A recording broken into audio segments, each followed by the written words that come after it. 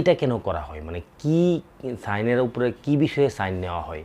ধরেন আমরা সাইন কি করি, ধরেন আমরা একটা প্রেসক্রিপশন লিখলাম, সেখানে আমরা সাইন করি, বা কাউকে সম্পত্তি দিলাম সেখানে আমরা সাইন করি, বা আমি কোনো কিছুর অ্যাপ্রুভ করলাম সেখানে আমরা সাইন করি। তাইলে রুগীর আত্মীয় স্বজনরা অপারেশনের আগে কিসে সাইন করেন, আসলে সাইন করার উদ্দেশ্যটা কি এবং সেটা কি, বা সাইন কিসে করেন, এই বিষয়টা নিয়ে আমরা আপনাদের কনসার্ন করছি বা জানিয়ে রাখছি।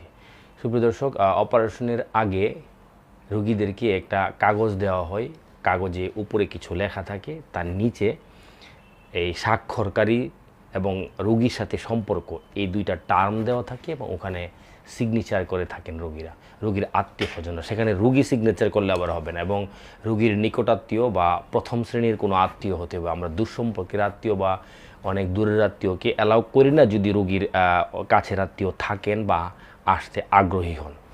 দর্শক, সাইন যে করা